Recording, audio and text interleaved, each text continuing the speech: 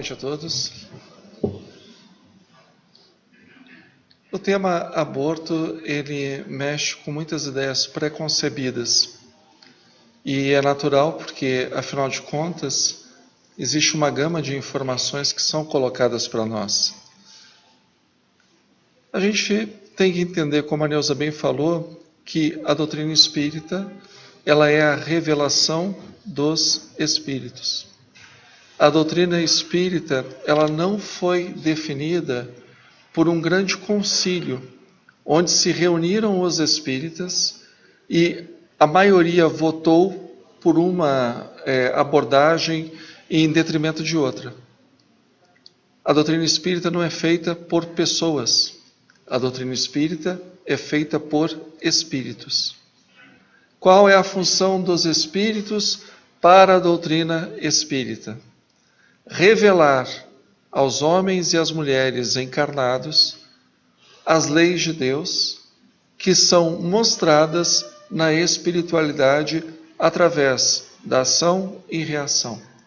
A forma como se vive aqui na Terra é a forma como colheremos as nossas ações na verdadeira vida, que é a vida espiritual. A verdadeira vida é a espiritual, porque o espírito não morre. Aqui na Terra nós morremos.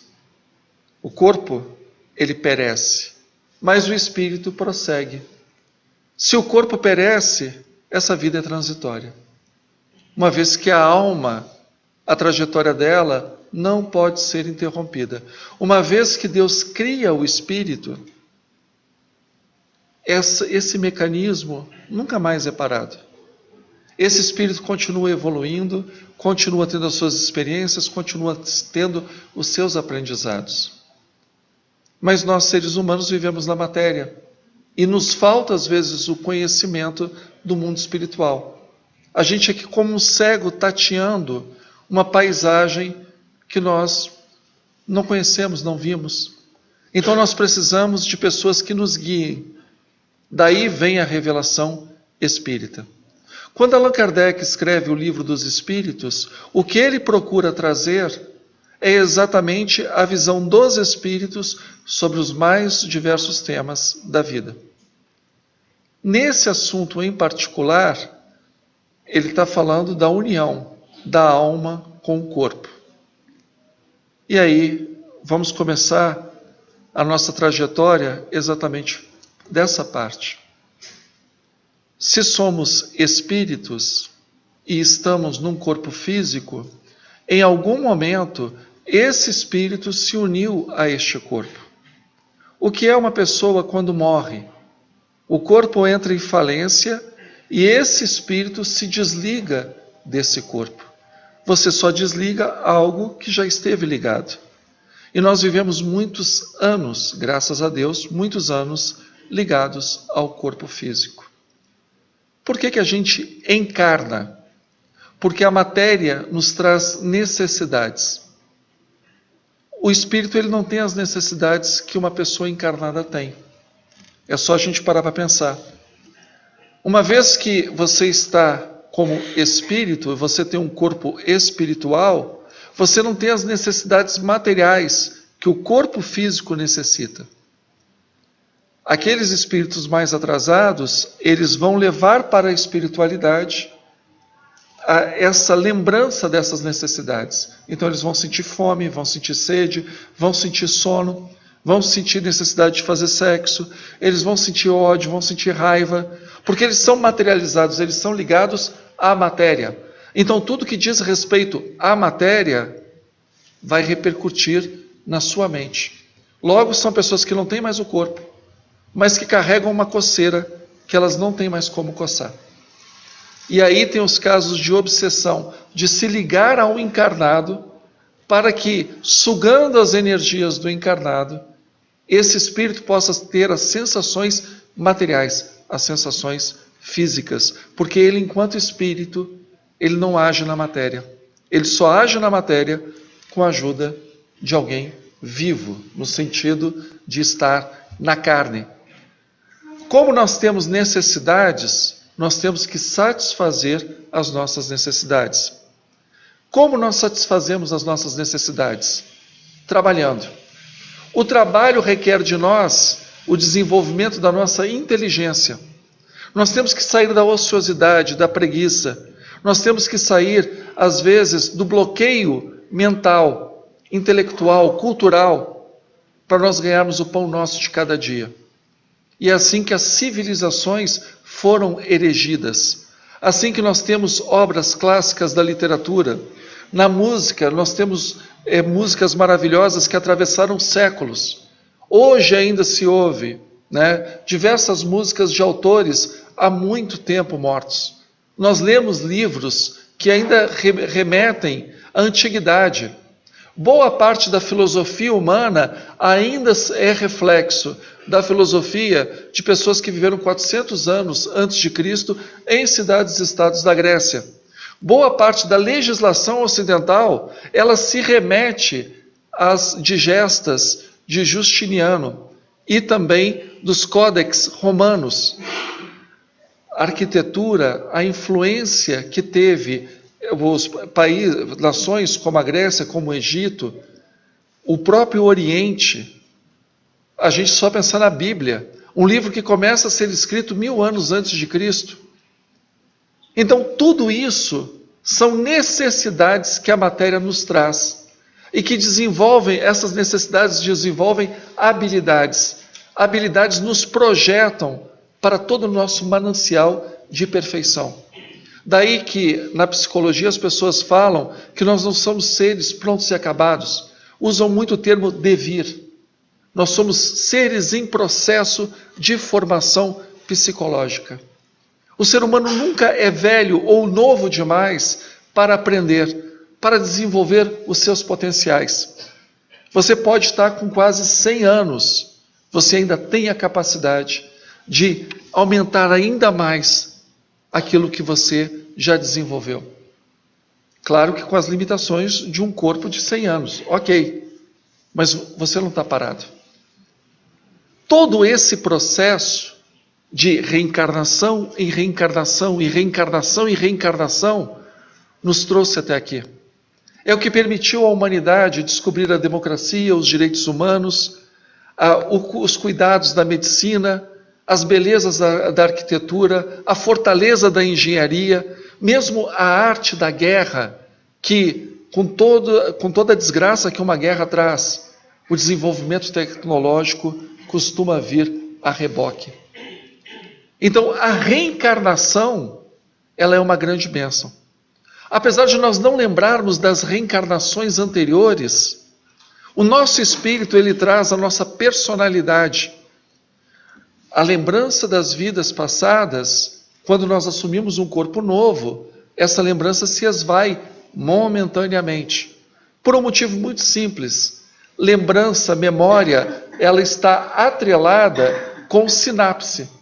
O cérebro, ele tem ligações nervosas. Se você recebe um cérebro novo, essas ligações não estão feitas. Por isso que, via de regra, nós não lembramos das vidas anteriores.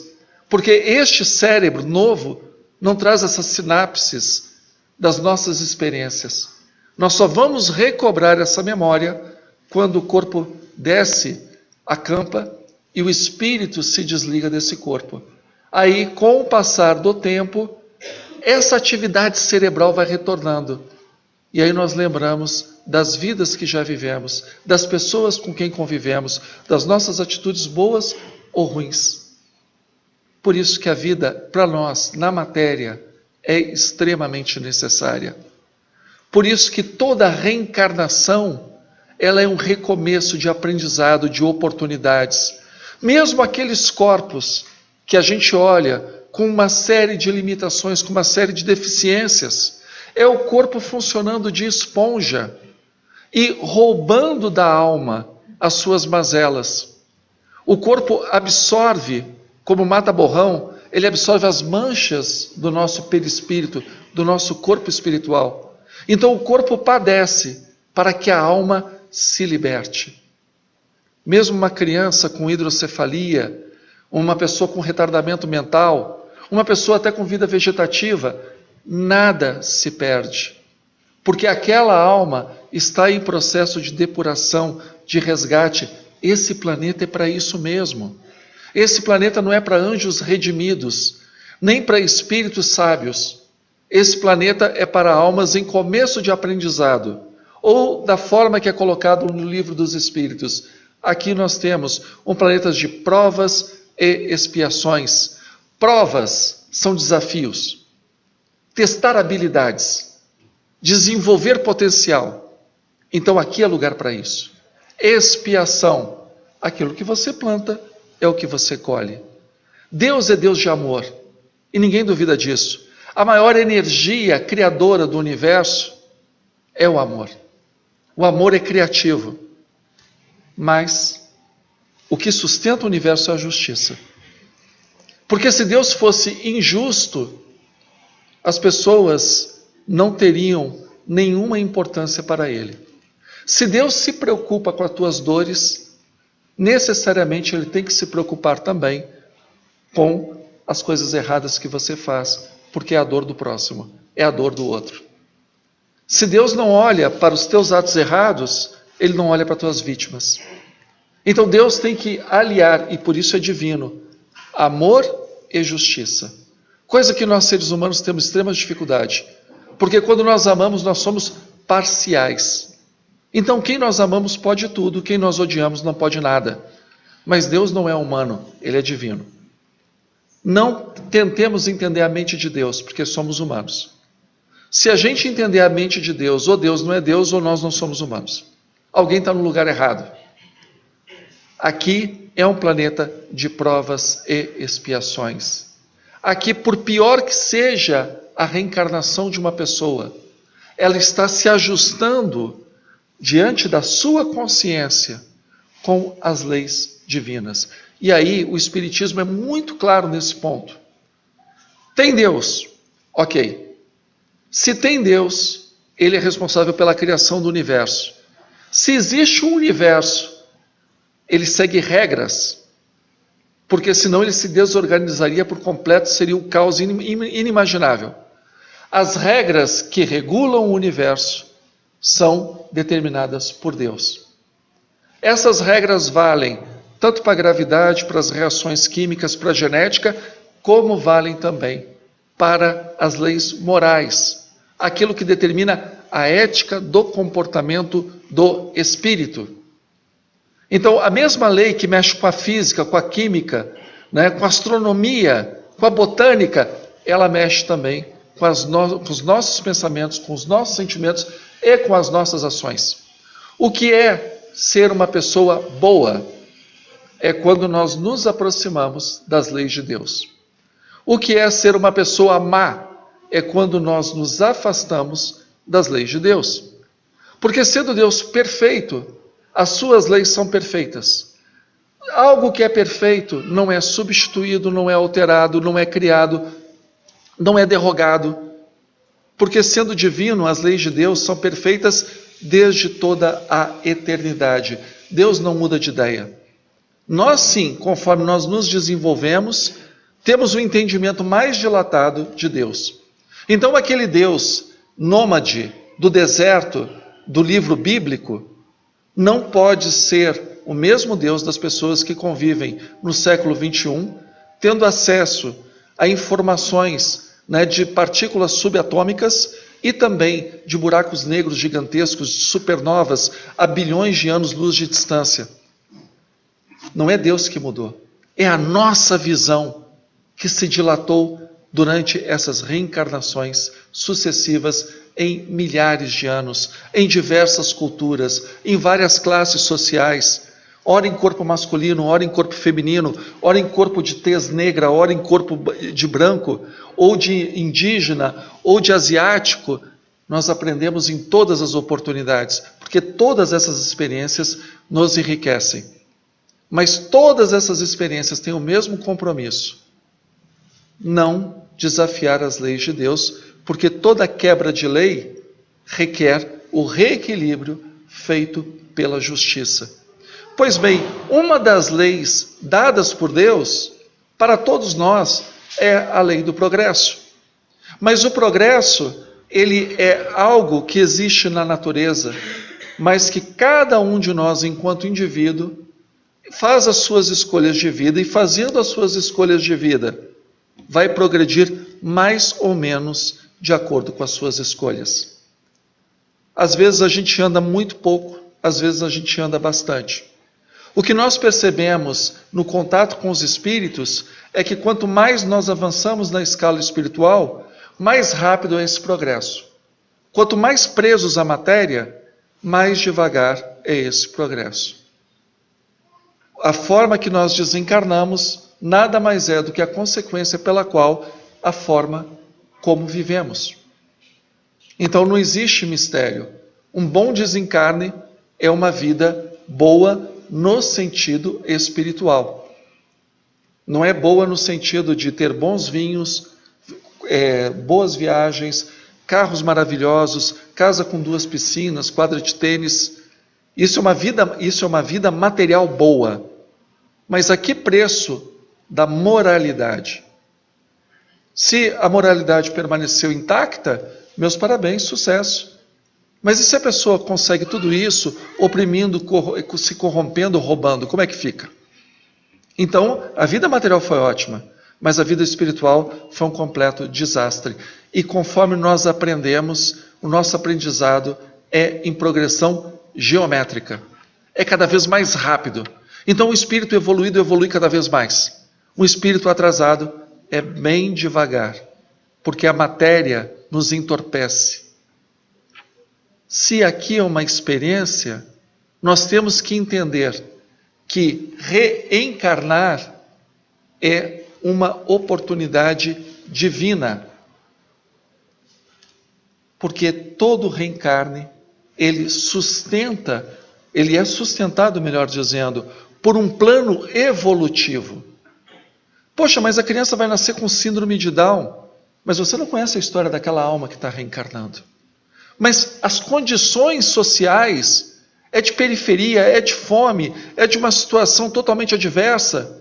Mas você não sabe dali quais os potenciais que vão ser desenvolvidos através de todos esses estímulos que aparentemente são negativos. Nós não sabemos também o abuso que foi cometido no passado, que, como diz o ditado popular, o abuso de hoje é a caristia de amanhã. Se a gente tem fé, e o Espiritismo é fé raciocinada, nós não podemos tirar Deus da equação. Nós não podemos olhar para o mundo e dizer assim, isso é ruim ou isso é bom, esquecendo que tem um Deus, que é um Deus criador e que dá a vida. É um Deus que age, que não se omite. Então, para aí, tem Deus, eu tenho que acreditar. A cabeça dele funciona muito melhor do que a minha. Eu posso não entender, mas eu sei que ele tem uma finalidade. Ele tem um alcance que eu não vejo. E ele tem regras que são perfeitas, porque elas funcionam durante toda a eternidade.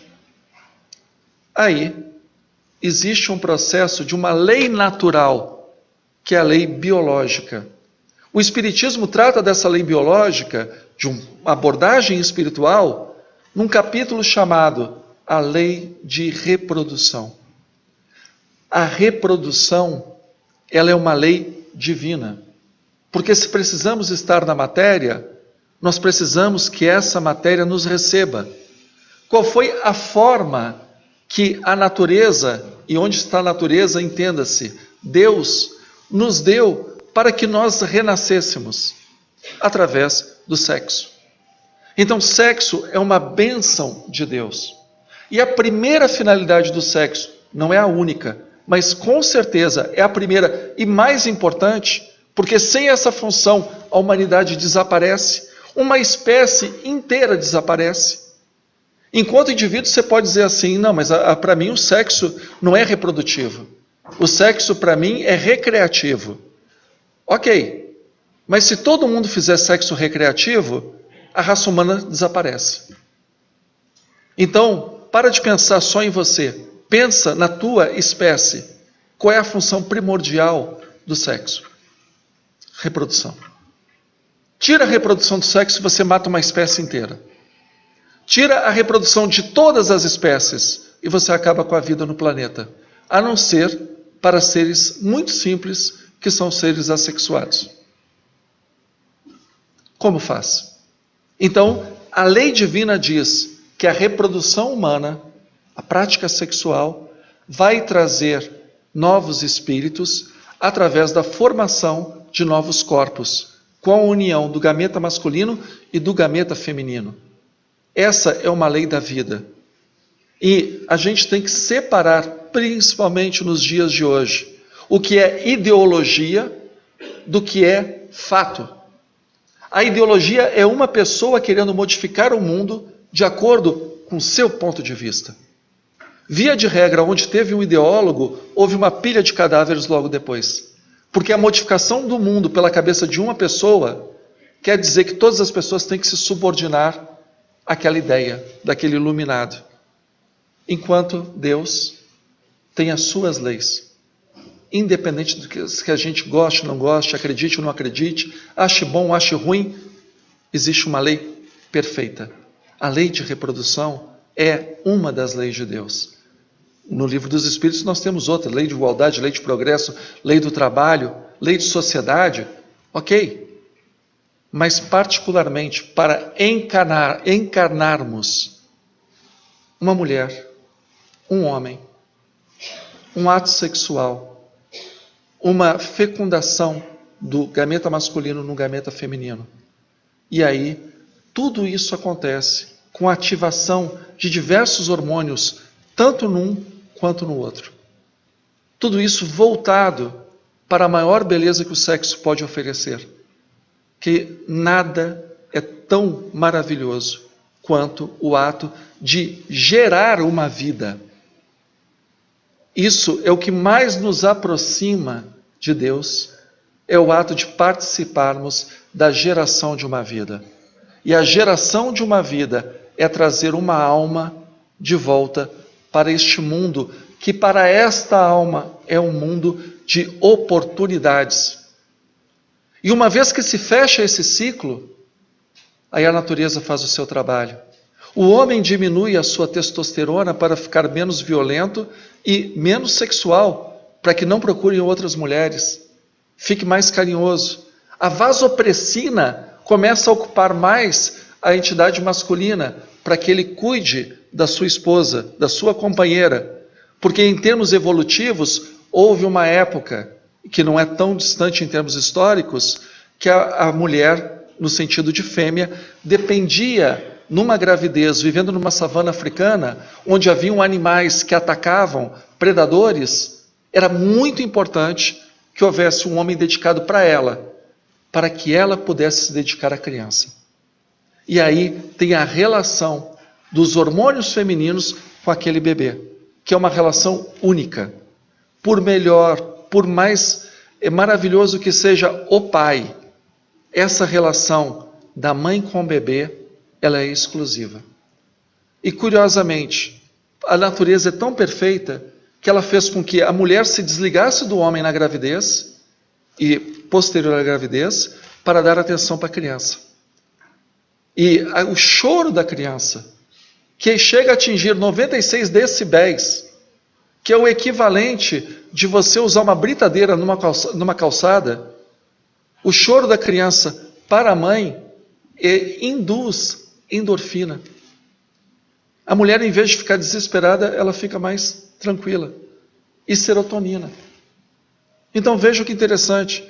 Num avião, num voo internacional de 14 horas, onde uma criança chora às 14 horas, o ser mais evoluído daquela classe econômica, porque via de regra a criança só vai na classe econômica, né? O ser mais evoluído quer botar um paraquedas na criança e jogar. E a mãe, ela, em termos biológicos, é preparado para aquele choro, ela sentir prazer, porque se ela não sentir prazer, ela esgoela a criança. E isso não é só do ser humano, tá? Tem testes em laboratório que mostram isso em diversos outros mamíferos. Tanto que se oprime, ou melhor dizendo, se suprime essa ligação neural, a mãe para de atender o filhote. Coitadinho dos camundongos, né, que são os mais usados em laboratório.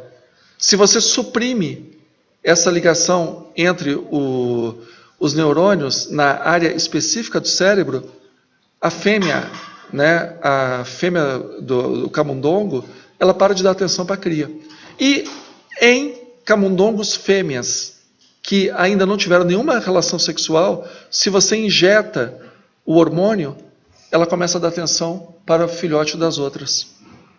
Então existe uma relação que é própria de mãe e filho. O próprio corpo feminino, a anatomia e toda a fisiologia, ela se apropria dessa função. Tudo na mulher muda, né? Para vocês terem uma ideia, a mulher vai gastar durante toda a gestação energia suficiente para correr 42 maratonas. Durante 9 meses. Sabe quanto de caloria o homem gasta para fazer o ato sexual? O necessário para o cozimento de um ovo. Olha a diferença. Não tem como essa relação ser a mesma. Estou falando em relação à criança, não em relação ao casal. Tudo isso foi feito para que nós chegássemos aqui. Cada um que está aqui sentado, cada um que está assistindo na internet, passou por esse processo de desenvolvimento, de se sentir acolhido no útero, de ter uma mulher que o recebeu.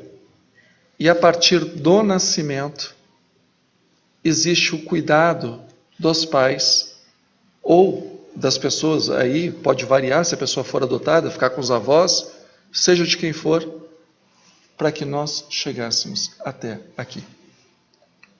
Por pior que tenha sido o pai, por pior que tenha sido a mãe, por mais difícil que seja a nossa história, nós temos uma dívida de gratidão com os nossos pais, que é única. Porque a vida miserável, maravilhosa que tivemos, ela nos trouxe até aqui e nos deu a personalidade que nós temos. Nos deu a oportunidade de desenvolver tudo que nós somos. E nós carregamos o nome dos nossos ancestrais. A gente não para pensar quantas e quantas e quantas e quantas gerações, num único ser, essas gerações são representadas. Quantas pessoas viajaram oceanos, continentes, vieram de outros países, os nossos antepassados, passaram por processo de escravidão, por processos de comércio, de cultivo da terra, cada geração o seu desafio, cada geração a sua história. E nós somos herdeiros de toda essa jornada, de toda essa epopeia. Cada um de nós é o resultado de toda essa geração, dessas gerações que nos antecederam. Está isso na nossa cor de pele, no nosso cabelo, no nosso hábito. Às vezes, na nossa miopia. É familiar. Então nós temos essa dívida. E quando passamos os nossos genes para frente, nós estamos assegurando que esses genes levarão também a nossa herança. E quando nós assumimos os nossos filhos e criamos esses filhos, o nosso nome os acompanha. Ainda que você não escreva um livro, você não escreva uma ópera, você não tenha um vídeo no Facebook, no Instagram, no YouTube, o seu filho é a sua memória quando você se for. E aí, entendendo isso, entendendo essas oportunidades, que a vida aqui não é um resort. Na visão nossa, enquanto espíritos, a gente não está aqui para um resort. A gente está aqui para desenvolver os nossos potenciais e resgatar erros do passado, porque temos um passado. Aqui estamos nós. Aí, durante essa união do gameta masculino com o gameta feminino, 300 milhões de espermatozoides disputando acirradamente cada centímetro dentro do canal vaginal. E depois que chega no óvulo, todos eles tentando ali entrar para fecundar. E só, normalmente, um vai se sair um vitorioso. a partir daquele momento, nós temos a ligação do espírito com essa célula única, que já não é mais a cópia do pai, a cópia da mãe. É um ser que une a genética dessas duas famílias, dessas duas ancestralidades. Então, aquele ser é único. Cada filho é único.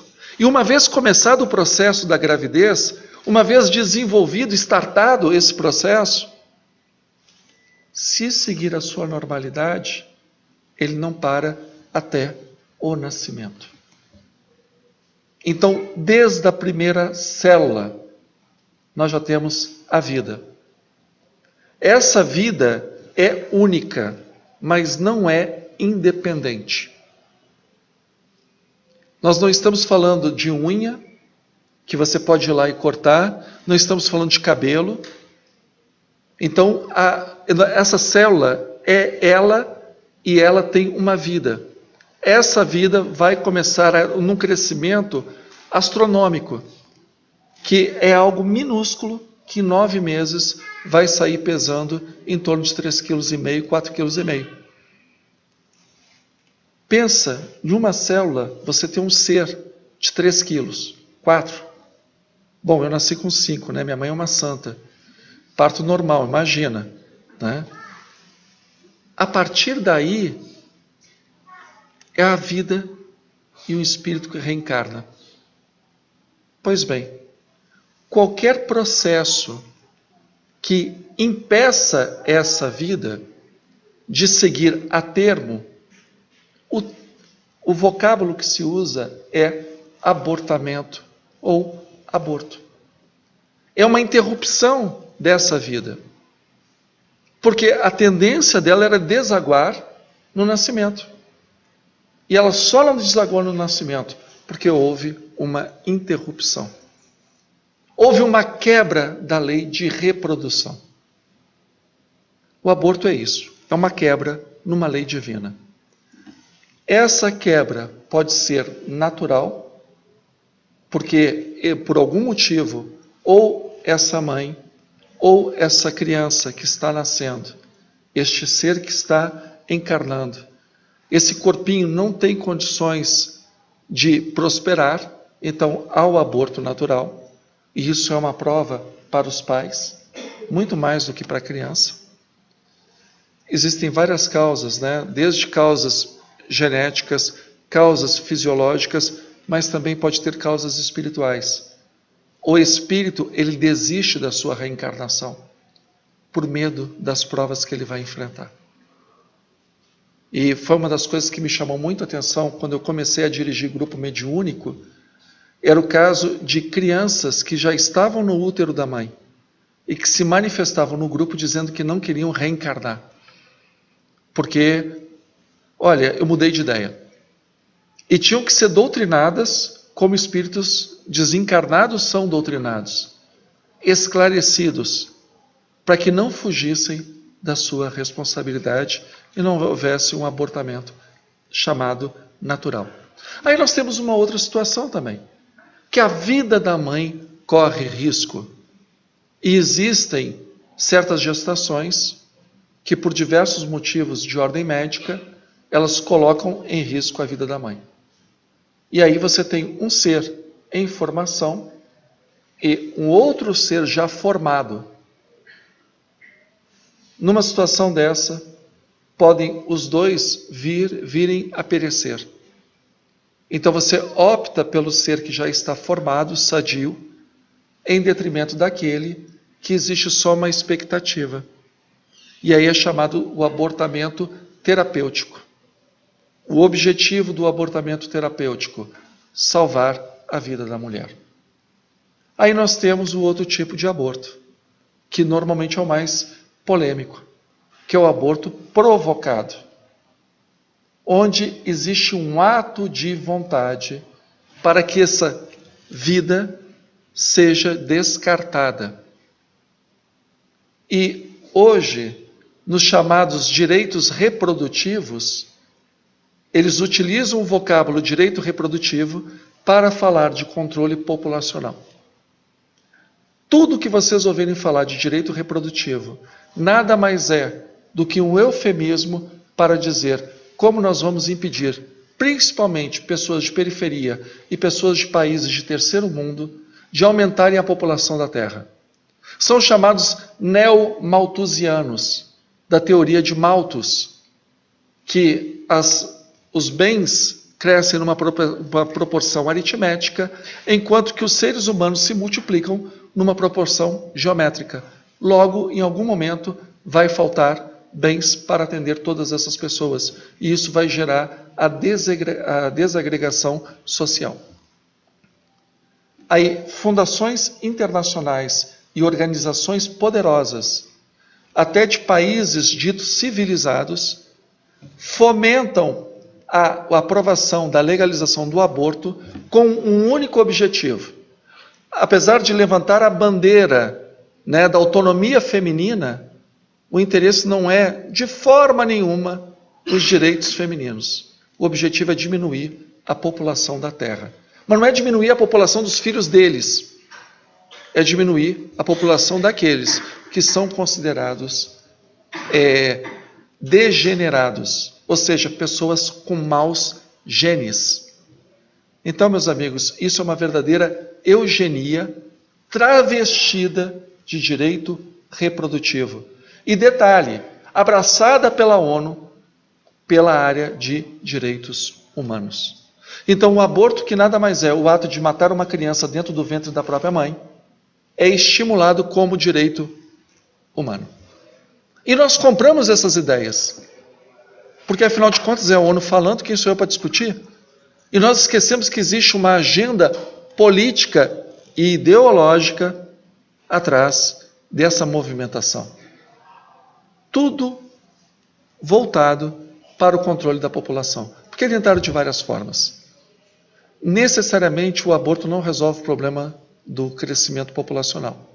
Aqui no Brasil a população tem diminuído, não por causa do aborto, mas por causa do mercado de trabalho. Nós estamos num gráfico decrescente, numa curva decrescente da população, sem que a legalização do aborto tenha sido aprovada. Na Índia, há a legalização do aborto e continua a curva de crescimento.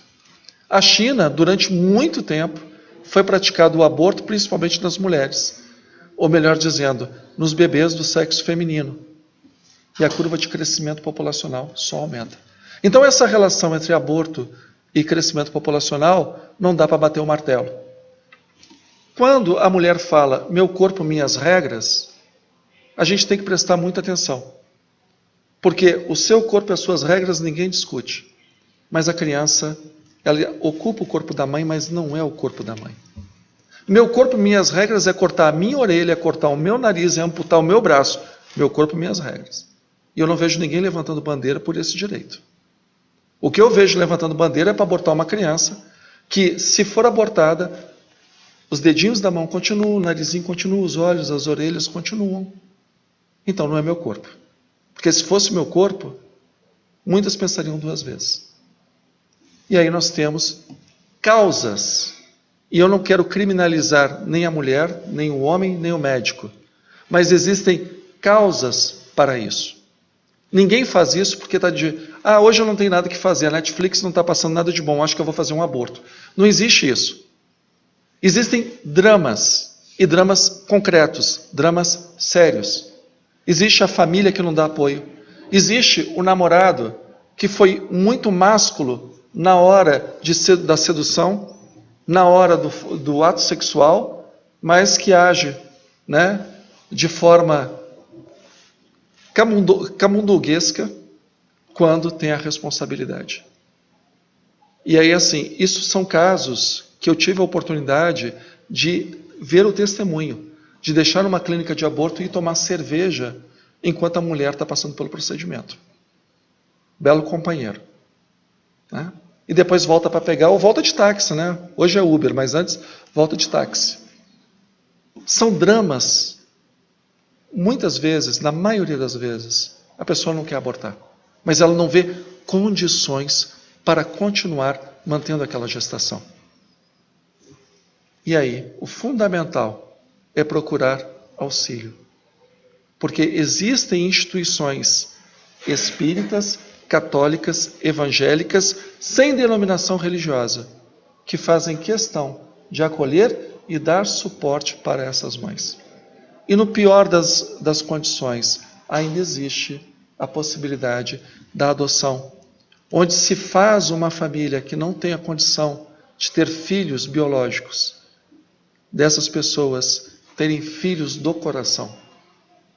Então, existem possibilidades, mas no meio do drama, no meio do sofrimento, é difícil da pessoa enxergar isso. E o que é mais fácil? Interromper uma vida que já está instalada. Então, no processo do aborto, não é o aborto só do corpo, não é a morte só de um embrião, é o aborto de toda uma possibilidade de existência. É alguém que não vai ter a oportunidade de conhecer um berço, é alguém que não vai ter a oportunidade de ser alfabetizado, de ter os seus amigos na escola, de participar da ceia de Natal, de depois de crescer e desenvolver e ter o seu potencial, cursar ou não uma faculdade, de ter o seu emprego, de formar a sua família. Não é só o físico que foi abortado, é toda uma vida. Por isso que o Espiritismo, ele olhando para a reencarnação, ele fala: eu entendo o seu drama, eu entendo o seu sofrimento, mas eu não posso dizer que o que você fez ou pretende fazer está correto. Se você precisar, eu estou aqui, eu te ajudo. A gente supera isso juntos. Mas não vem pedir apoio para o seu ato. É a máxima de atender ao pecador, mas nunca acobertar o pecado. Isso é uma máxima que remonta à patrística, aos primeiros padres do cristianismo. Padres não no sentido de sacerdote, mas no sentido de pensadores do cristianismo. Você acolhe a alma que peca, mas você nunca acoberta o ato, o pecado. Porque se transgride a lei de Deus, desculpa, mas eu não tenho como dizer, para satisfazer, para legitimar o seu gosto, de que Deus bate palma para isso. Infelizmente não é assim. E aí vem o outro ponto. Mas tá bom, eu abortei. O que está feito, sim. E daqui para frente? A primeira coisa é entender que fez algo que não está de acordo com as leis de Deus. A segunda coisa é, bom, o que eu posso fazer, então, de bom?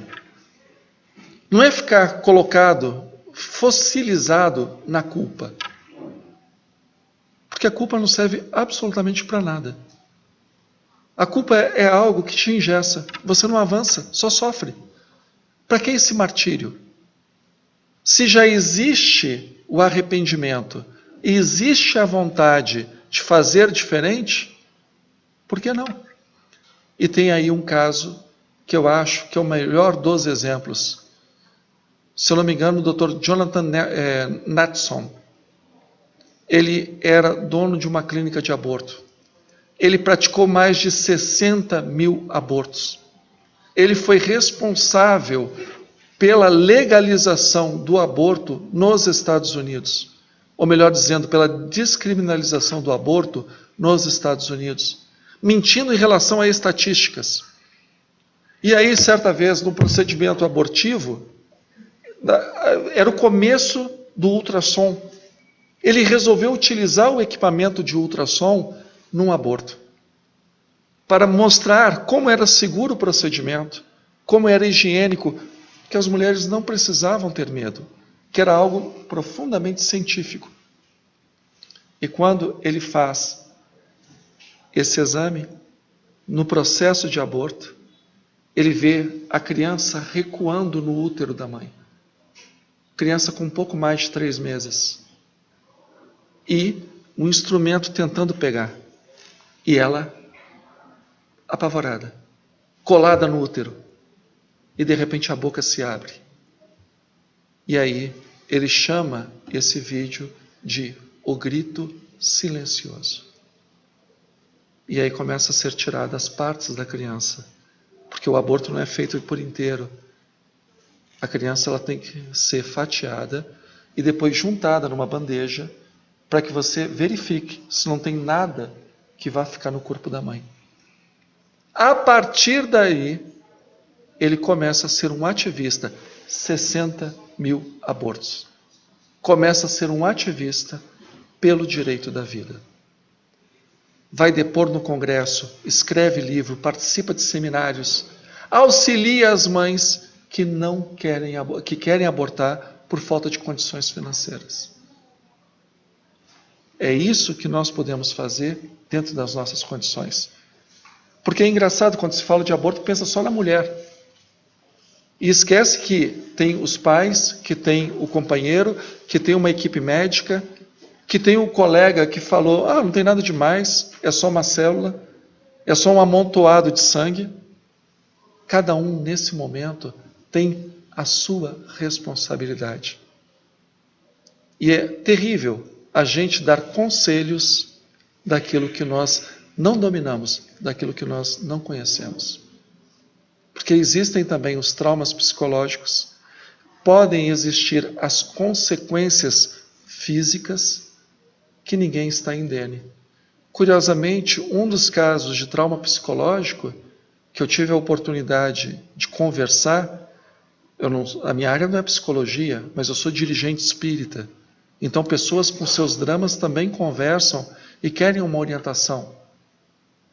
De um pai que estava desempregado e, não digo obrigou, mas convenceu a mulher a fazer o aborto, porque eles estavam em começo de casamento.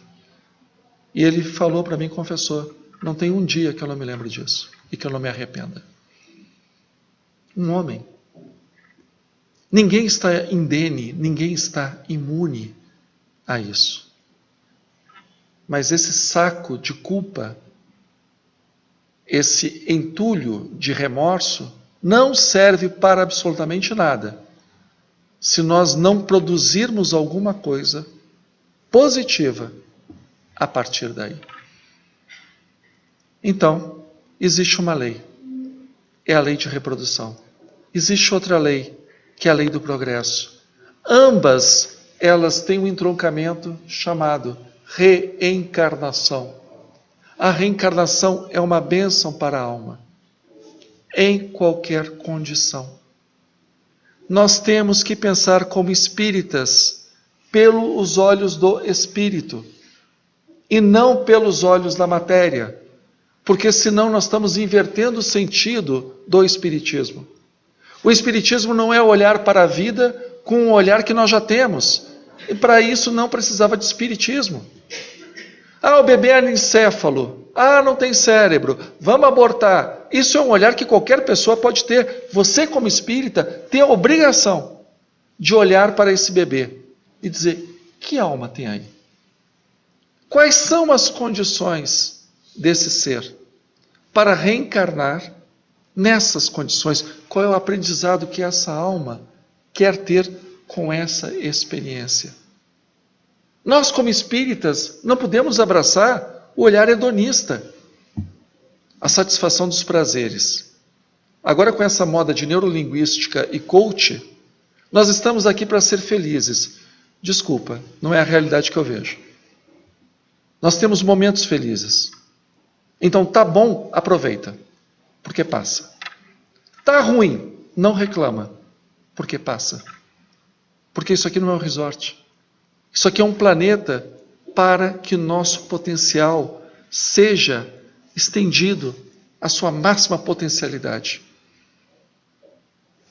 A nossa qualidade atinja o auge. E quando chegamos nesse momento, vamos para planetas superiores. Se nós, enquanto espíritos imortais, com uma jornada de reencarnações, não aproveitarmos para ter esse olhar, então, creio eu que temos outras literaturas, outros filmes e outros passeios para fazer, que não vir só ao centro para ouvir palestra. Existe Deus, existem leis, existe responsabilidade, porque essas leis geram responsabilidades. E existem sempre oportunidades. Errar, toda pessoa erra. A questão é, a partir de agora, o que você vai fazer com esse erro? E aí, a gente tem condições, sendo pessoas inteligentes, com esse aprendizado, nos tornarmos cada vez seres melhores. Para aqueles que quiserem se aprofundar, eu sugiro este livro chamado O que Dizem os Espíritos a respeito do aborto, né? Mais especificamente, sobre o aborto. É uma coletânea da Federação Espírita Brasileira. Um estudo muito bem feito e eu acho que esclarece muito bem o tema. O Espiritismo é uma revelação. Ele não é achismo, ele não é opinião pessoal. Cabe a nós olharmos para a vida e vermos se nós queremos continuar olhando com os olhos da matéria e atrasarmos o nosso processo evolutivo, ou olharmos como espíritos imortais, destinados à felicidade, sim, à felicidade eterna, que é a felicidade da perfeição. Uma ótima noite a todos. Até a próxima oportunidade.